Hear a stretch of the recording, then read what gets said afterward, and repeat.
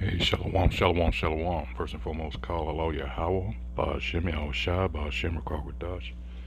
Double honors, of course, go out to the apostles, bishops, and elders of Great Millstone, who deserve double honors. Salutations go out also to the fellow Akim around the world, pushing this truth and trying to wake up the remaining hopeful elect. This is Naaman, the DC camp. And even though it's several days after the event, I want to address this, the World Cup with the French soccer team, all right, or football team, all right. And I thought initially it was one hell of a game. I gotta, hey, even though it's a little late, but yeah, now I'm not usually a soccer uh, or football in that sense fan, but hey, gotta give it up. It was a great, awe-inspiring game, all right. But guess what reared its ugly head? Yes, it says three French soccer players, the colonizers, subjected to racial abuse after World Cup loss. What do you expect? You know, I was just reading before I did this video because I was trying to think of the trumpeter slash cornet player they did a movie on. This movie came out around the same time as Nate Parker's Birth of a Nation. I can't remember the guy's name. I was just looking for it, but there were other so-called jazz expatriates who left America. They said fuck America, so they went over to live, in France and or other places, London. But you gotta understand, you're still dealing with the nation of Edom here, so-called white people. So, although you might do a little bit better, still, and, things like this because these people hate us. Um, It goes on to say France's soccer superstars Kingsley Coman, I hope I'm pronouncing that right, Randall Kolo Muani, and uh, Ora. Yeah, it's really coming down there. I got this front moving in here on the East Coast. Uh, I can't pronounce that last name. Were allegedly the subject of racist abuse online following the team's loss to Argentina in the World Cup. It says Coleman and Chouameni, I'm just saying, I'll try my best, missed their opportunities to score in the penalty shootout, while Kolo Muani was stopped in added time in the second half on a remarkable play from Argentina goalkeeper Emiliano Martinez. All right, and there's the image right there. Uh, it says they briefly disabled their social media accounts after they were flooded with awful comments and monkey and banana emojis, according to the Sun. See, these people, these guys played their heart out for the colonizers, and look what happened. Bayern Munich, Kosman's Bundesliga club, confirmed Coleman was also the subject of vitriol. It says Bayern strongly condemned the racist comments made toward Kingsley Coman. Bayern Munich said in a statement, says the family is behind you, King. Racism has no place in sport or our society. I mean, you know what? Whatever. Like I said, we're not going to get out of this. I mean, look who's ruling over us. You can't. I mean, well, you can't expect, but it's just vain because it's not the way the world works. All right. It says European soccer clubs have tried to root out racism from the sport. It's a losing battle. England's Marcus Rashford, Jadon Sancho, and Bukayo Saka were the subject of racial abuse following the team's loss to Italy in the UEFA Euro 2020 tournament. All right.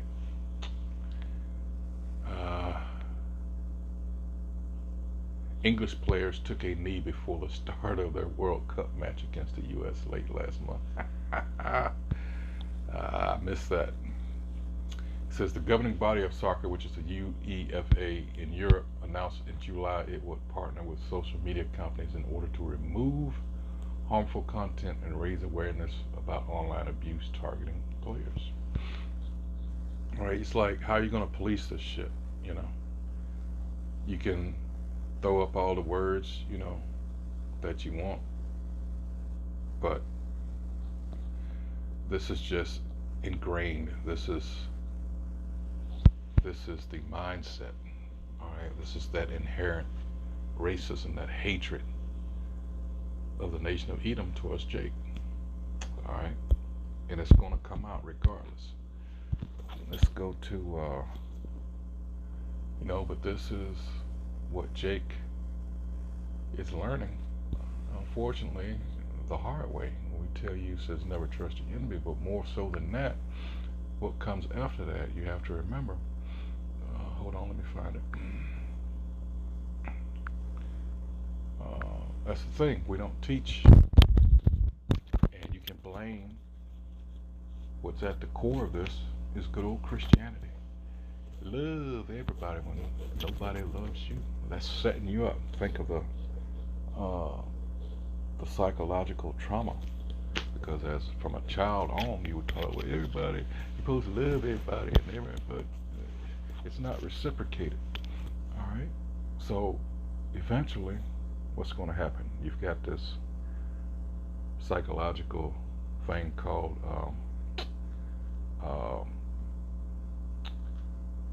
where you develop this husk of a sort, where you have like a scab, because like when you get a wound, you build that scab. I was trying to remember a term, maybe to come to me before I finish this, but Sirach, crusted over, that's what it's called, known as. It says Sirach 12 and 10, and a lot happens with a lot of Jake. It says, never trust an enemy, for like his iron rusted, so is his wickedness. And here's my point, it says, though he humbled himself, go crouching, yet take good heed and beware of him, and thou shalt be unto him as if thou had wiped a looking glass, and thou shalt know that his rust had not been altogether wiped away. See, and this is the thing that, we like you, we love you, you're you represent our nation and all this, and this is not just limited to sports. This goes to your armed forces and all this. Whatever Jake's doing, first responders, anything on the civilian side, it's just, but let just a little thing go wrong. That's why it says never trust these motherfuckers. So let's go from there, because you got to know. In fact, let's stay in Sirach real quick. Hold on, let's see here. I went the wrong way. Hold on. This is Sirach 30 and 3, and this is a problem for our people because of what? What did I say about Christianity? In this school/fool system, all right. It says, "He that teacheth his son grieveth the enemy, and before his friends he shall rejoice of him." But we were taught to love everybody, right? Shit don't work, never has. So, in doing that, you set Jake up for, our people, because there's a big conflict there, all right? And you grow up with this, what do my parents and this place I go to worship tell me that, just behave yourself and everything's going right, but on the other side, all this shit is coming my way that, what did I deserve? What did I do to deserve this? It's like, so there's this conflict, all right? So the thing is, we gotta get the fuck up out of here, all right? And that's the only thing that's gonna solve it. This so-called white man is gonna be taken out, all right? And he will be, don't worry. But let's go to, let's get some others, because this place is going down, and quickly. This is Psalms 10 and 10. Now let's get to the heading on this, and it says, why do you hide yourself? Because this is a prayer, all right? Things are going so wrong. It's like, Most High, where are you? But this is go into our enemies. Let's start up. Um, Verse 4, it says, the wicked, though through the pride of his countenance, will not seek after the Most High. The Most High is not in all his thoughts. No. His God is his science. All right. He fronts like he believes in the Most High, but that's just to reel you in. You can talk to Gad, the so-called North American Indian, and all the other Israelites on the Western Hemisphere when this devil came over here. What? He used our book, all right, with his images in it. Verse 6, he hath said in his heart, I shall not be moved, for I shall never be in adversity. And this is what he believes. He believes, as Psalms 49:11, that his house is always going to stand. All right. This is what we were talking about at camp last night, Wednesday night. And it's like, he thinks he's on the level of the Most High.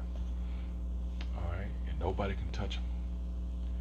It says, his mouth is full of cursing and deceit and fraud. Under his tongue. Oh, I'm sorry, I skipped down to, verse 5. His ways are always grievous.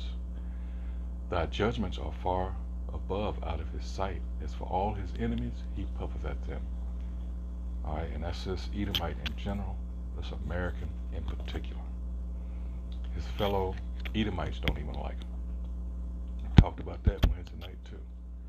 All right, I brought up the issue with, or the subject of Angela Merkel before she left office.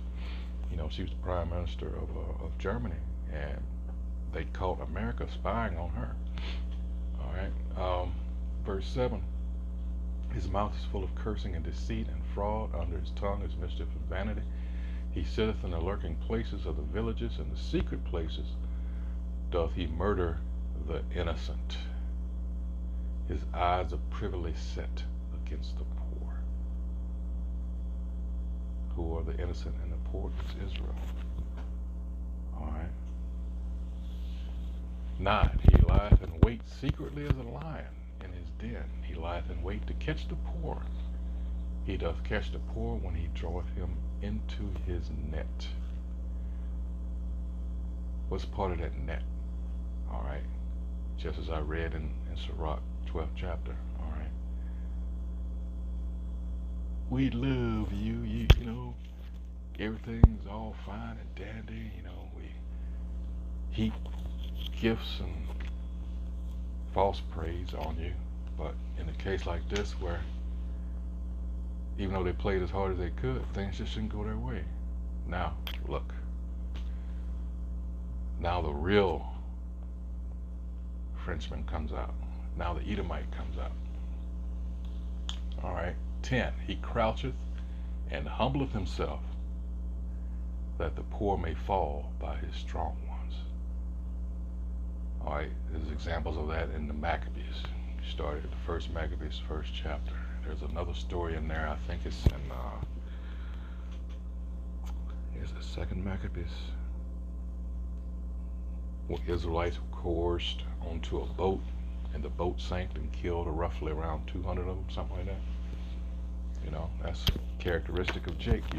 We're too trusting. All right. 11. He hath said in his heart, the Most High hath forgotten. He hideth his face. He will never see it. And that's what they truly believe, that they're going to get away with this. All right. All of this. All right. Why? Because of what's in, let's go to Jeremiah 51. I'll come back to this and finish that one. This is Jeremiah, let's see, here we go, 51, I think it's 6, hold on. No, it's 50 and 6, hold on. Judgment on Babylon, okay. Yeah, this is it. Let's start at 6. Jeremiah 50 and 6 says, my people have been lost sheep. Their shepherds have caused them to go astray. Yeah, your so-called leaders, whether they be in the so-called church, in politics, wherever, because they're not teaching you what you need to know. right? It says they have turned them away on the mountains. They have gone from mountain to hill. They have forgotten their resting place. All right. And this is the point. Verse 7. All that found them, meaning our enemies, have devoured them. And their adversaries said, we offend not, because they have sinned against the Most High Yahweh, the habitation of justice, even the Most High, the hope of their fathers. Think also Judith 5th chapter. All right. It's also the little things. And until our people turn back to our power, these things are going to continue. That's why you have to pray. All right. And that's, now that I said that, that's Isaiah 51, I think it's 14. Hold on. Let's see. Yeah. The captive exile, which we are, hasteneth, or you should want, let me finish it. Hasteneth that he may be loosed, and that he should not die in the pit, nor that his bread should fail. All right. Literally, one bowed down as a captive. All right. The scene is primarily Babylon. All right. And it says pit such as were many of the ancient dungeons. That's what this place is. All right.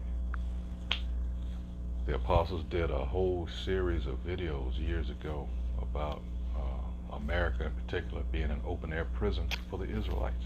All right. That's what this is. All right. So yeah, I said I wouldn't take too long on this, and I'm not, but I just had to, even though it's like 4 days late. All right. Comment on this, because this is just outright fucked up, you know. So yeah, 3 French soccer players, and I think it's more. I think these just caught the most. But I was looking at that, and I initially was like, the whole team is just all Jakes for France. What? Like, can you say scapegoat? And as it turned out, yeah, that's the case. Well, we'll just blame it on the niggers. Hey, so until the next video, hey, shalom.